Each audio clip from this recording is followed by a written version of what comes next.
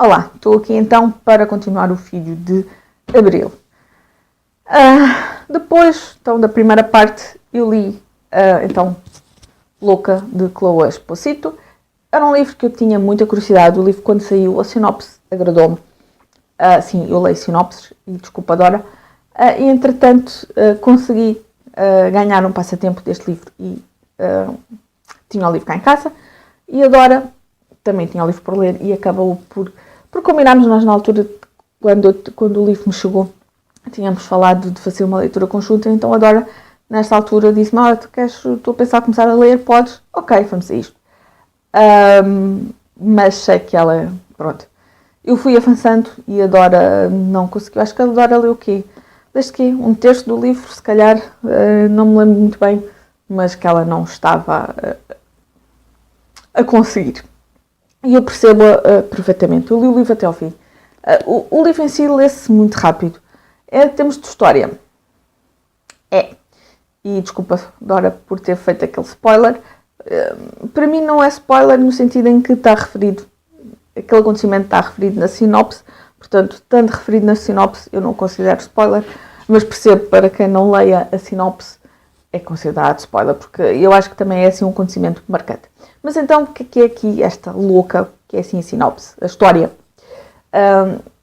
A nossa personagem, a Alfina, é gêmea, tem uma irmã gêmea, que é a Elizabeth, mora em Itália, na Sicília, mais concretamente com o marido, e a outra é a gêmea perfeita, é mais bonita, a mãe também gostava muito mais da outra, portanto, e esta sente-se tipo ovelha negra. Até que um dia a irmã a convida para ela ir lá passar uns dias, e como esta, entretanto, tinha ficado desempregada, morava assim numa casa também, dividia a casa com outros e a coisa também não estava a correr bem, ela aceita e vai. Elas são gêmeas idênticas e, entretanto, a outra pede-lhe, depois dela lá estar, para trocarem ali por umas horas, trocarem de identidade. E esta acaba por aceitar. E depois acabam por acontecer vários acontecimentos que vão marcar aqui a narrativa. Mas esse acontecimento, o primeiro, começa aqui mais ou menos a meio, portanto, se calhar é spoiler, sim. Em termos daqui de história, isto é considerado, estes falam, acho eu, tipo um thriller qualquer coisa, mas eu tive muita dificuldade em conseguir classificar o livro em termos de um género. Isto começa aqui, se calhar, com um ar mais tipo chiclete.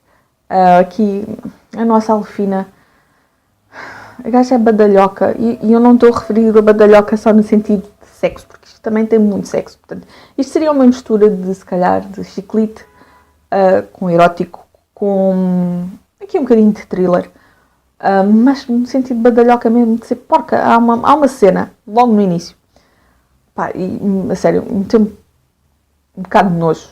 A gaja acorda de manhã, ainda tipo ressacada, acorda de manhã, põe um pé fora da cama e põe um pé em metade de uma pizza que tinha sido da noite anterior, põe o pé em cima da pizza e fica com um bocado de chouriço agarrado ao pé, ao dedo, e a gaja pega no chouriço e come. Eu sei que é o pé dela, mas achei que era desnecessário. E depois a gaja também não prima muito pela higiene. Não é assim muito adepta dos banhos. Não sei. Para já, depois as características é daquelas personagens em que as características dela não nos fazem gostar dela. E depois e era o que a Dora comentava comigo enquanto ela ia lendo, era que todas as situações pareciam muito forçadas, soavam muito forçadas. E eu tenho que concordar com a Dora, porque acaba por ser tudo assim muito forçado. Depois, lá está, temos muito sexo e muita linguagem de picha, de rata. Não é propriamente, não que não me choque, não me choca os livros terem sexo, mas, não sei, acho que a coisa, não sei, não me cativou por aí além. Em termos de linguagem, a coisa soa tudo muito ordinário, percebem? E depois, aqui temos da parte dos mesmos de thriller, sim, temos aqui várias mortes, mas também tudo lhe acontece assim, como se as coisas lhe acontecessem tipo por acaso, percebem? Não é tanto por ela, as coisas foram acontecendo. Epá, não sei, eu tinha muitas expectativas, sim. O livro em Portugal, a maioria das pessoas tinha-lhe dado classificações altas. Normalmente, acho que à falta das 4 estrelas. Eu vi foi a opinião da Célia, dos Tanto Livros, e a Célia tinha-lhe dado, se não estou em erro, 2 estrelas. Eu tinha que ter pensado, se a Célia não gostou, eu também não vou gostar, porque a Célia é das pessoas que eu mais confio nas opiniões, é das pessoas que eu sigo há mais anos. Temos gostos muito parecidos, é claro que há algumas exceções, há livros que ela gosta muito e eu não gosto, mas no geral temos opiniões, temos géneros muito parecidos, gostos muito parecidos, portanto eu devia ter ficado logo aí um bocadinho de pé atrás. Eu se calhar também lhe vou manter as 2 estrelas, porque o livro lê-se bem, eu li isto em 2 dias, eu levei o livro por 2 vezes, 2 dias, e portanto, em 4 viagens eu terminei o livro, e acho que até na 4ª viagem também acabei logo no início, e depois vim o resto da viagem sem nada para ler, portanto, em termos de coisa, a coisa anda bem, temos sempre assim muitos acontecimentos e as coisas vão fluindo, mas o livro também não é muito grande, mas em termos de história ficou muito aquém, e em termos de linguagem, pá, é uma linguagem um bocado ordinarona, assim, não precisava, acho que eu percebo que a autora podia ter posto sexo à vontade, não é por isso. Agora, o tipo de linguagem é que podia ter sido um bocadinho melhor, não precisava de ser assim tão ordinária. Em termos de história também, lá está, achei que ficou um bocadinho aquém. E eu já estou aqui há muito tempo a falar num livro que se calhar não merece tanto destaque. Eu acho que lhe vou dar então 2 estrelas. Depois li uma aquisição fresquinha. Eu comprei o livro e menos de uma semana depois comecei a ler. Estou a falar de A Sexta Extinção de James Rowling. Ele estava na FNAC com 40%, portanto ele ficou-me a menos de 11 euros, a 10 euros e 60 e qualquer coisa. E eu gosto muito de James Rowling, eu gosto muito da série Sigma. Faltava-me 3 livros, acho eu, aqui pelo meio, e este era um deles. Então eu não resisti e comprei. E para não variar, é um livro que se lê muito rápido. Eu gosto dos livros do James Rowling porque são livros que se leem muito. Têm sempre coisas assim a acontecer e eu gosto. Pronto, são livros de ação, um bocado assim de ação, e eu gosto de ler. Eu gosto muito das personagens. E, como sempre, temos então vários... A ação é passada em vários locais. E, neste caso, isto está ligado também aqui com o vírus, está ligado também com o facto de o planeta poder estar a enfrentar, lá está, a 6ª extinção. Nós caminhamos a passos largos para isso. E depois a forma como o James Rowling acaba aqui por mostrar uma série, uma equipa de forças especiais, e depois misturar aqui com ciência e com medicina e com tecnologia. Epá, eu gosto muito disso. E depois também ele no final faz sempre, explica o que é verdade, o que é que não é. Eu gosto muito. Temos aqui também partes passadas na Antártida. Estava a ver se me lembrava qual era o outro local, mas não me lembro. São passados em 3 fases. Eu gosto muito. Eu não vou entrar em pormenores na história, porque seria assim muito... Não sei, o livro tem muita informação. Lá está, há um vírus que acaba por estar a ser espalhado numa base, lá está, uma base, eu vou-lhe chamar militar, eu acho que aquilo não é bem militar, mas é cientistas, e aquilo explode e tal, portanto, e depois há ali toda aquela investigação. São livros em que, em termos de espaço temporal de ação, são sempre muito curtos, e as coisas, lá está, acontecem. Temos as nossas personagens principais,